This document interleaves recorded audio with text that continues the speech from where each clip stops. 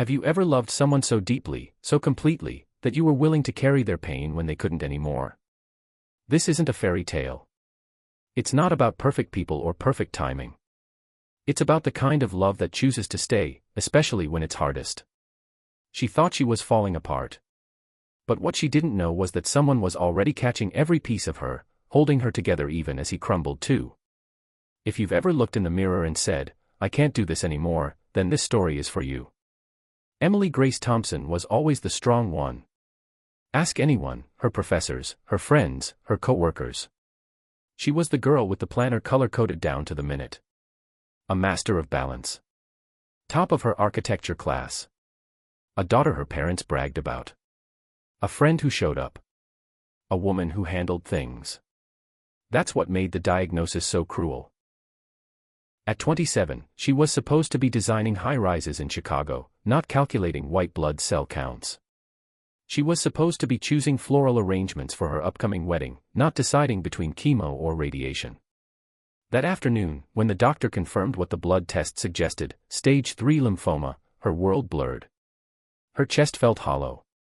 She smiled politely, nodded through the explanation, but inside, something cracked.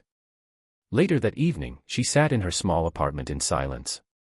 Her fiancé, Daniel, sat across from her, holding the edge of the coffee table like it was keeping him anchored. They had been together 6 years. They knew each other's favorite songs, quirks, scars. But this was new territory.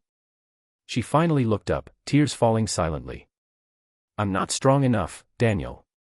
I thought I could be. But I'm not." Daniel didn't respond right away. He studied her, saw past her trembling lips and hollowed eyes. He saw her, not as broken, not as sick, but as his Emily. The woman who made midnight pancakes. Who cried during Disney movies. Who hummed off-key in the shower. The woman he loved. And he knelt in front of her, took both of her hands in his, and whispered, "Then I'll be strong for you." That night changed everything. The next day they packed an overnight bag and walked into the hospital arm in arm. The room was cold, white, and indifferent. Machines beeped without empathy.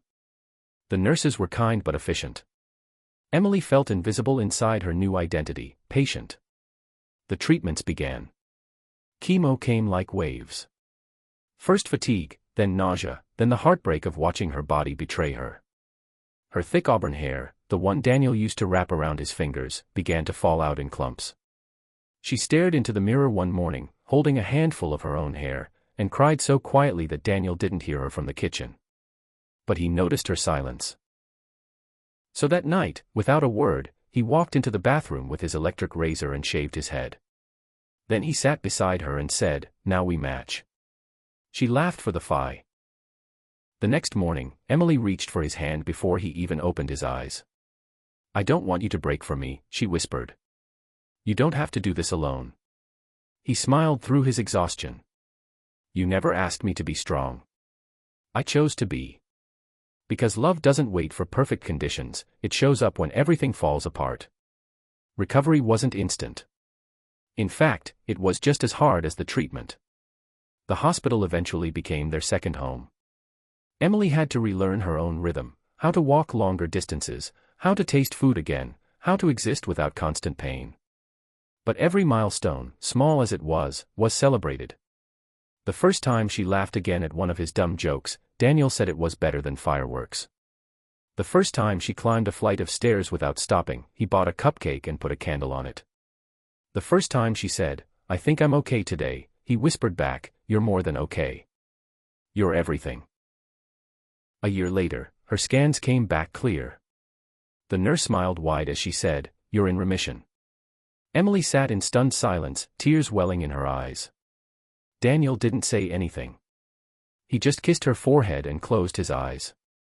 It was the first time she saw him cry without holding back. They left the hospital hand in hand. Later that year, in a quiet garden ceremony under soft October sunlight, Emily walked down the aisle, no wig, no makeup, just herself. Whole. Brave. Beautiful. Daniel waited with tears streaming down his face as she reached him. Their vows were simple but honest. Emily said, You saw me when I couldn't see myself. You held me when I didn't feel worth holding. You were strong when I had nothing left. And because of you, I found myself again. Daniel whispered, loving you made me stronger than I ever thought I could be. And I'll never stop showing up. They kissed under the trees as family and friends applauded. But no one clapped harder than the nurses who came to watch, the same ones who had watched them build love in hospital corridors.